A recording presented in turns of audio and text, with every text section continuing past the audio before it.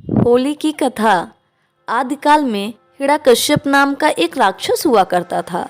उसे भगवान ब्रह्मा से वरदान प्राप्त था, जिसके कारण वो बहुत ही बलशाली और घमंडी भी हो गया था।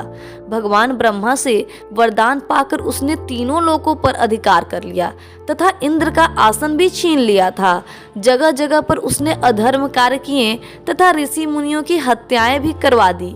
वह स्वयं को भगवान मानने लगा था और अपने प्रजाजनों में अपनी पूजा करने के लिए कहता था। वह कहता था कि मैं ही भगवान हूँ, तुम सब मेरी ही पूजा करो। लेकिन उसका 5 वर्ष का एक पुत्र था जिसका नाम प्रहलाद था। वह भगवान विष्णु का बहुत बड़ा भक्त था।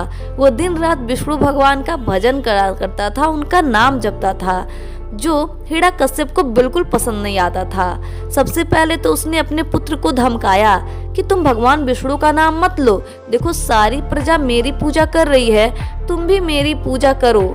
लेकिन वो नहीं माना। तब उसने अपने बेटे की हत्या करने का षड्यंत्र रचा।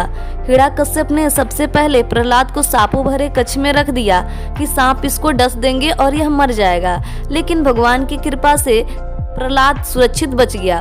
फिर उसने हाथियों के पैरों के सामने फेंका, पर्वत से गिराया, लेकिन बार बार वह भगवान विष्णु की कृपा से बच जाता था। हिरण्यकश्यप की बहन का नाम होलिका था। होलिका को भगवान ब्रह्मा से वरदान प्राप्त था कि उसे कोई अग्नि में नहीं जला सकता।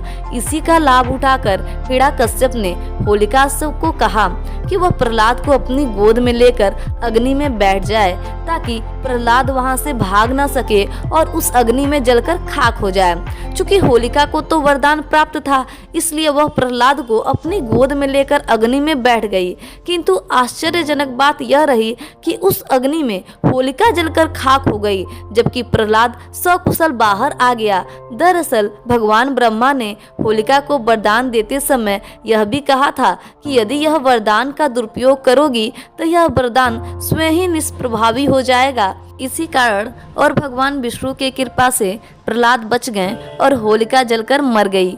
आग में जलकर जिस दिन होलिका जल गई थी, उसी दिन लोग होलिका दहन के नाम से जानते हैं। इसे बुराई पर अच्छाई की जीत देखते हुए अगले दिन रंगों से होली खेली जाती है। तो दोस्तों, बुराई कितनी भी ताकतवर क्यों न हो, अंत तो अच्छाई की होती है। अगर आपको कहानी अच्छी लगी हो तो चैनल को सब्सक्राइब करें और वीडियो को लाइक करें। हैप्पी होली।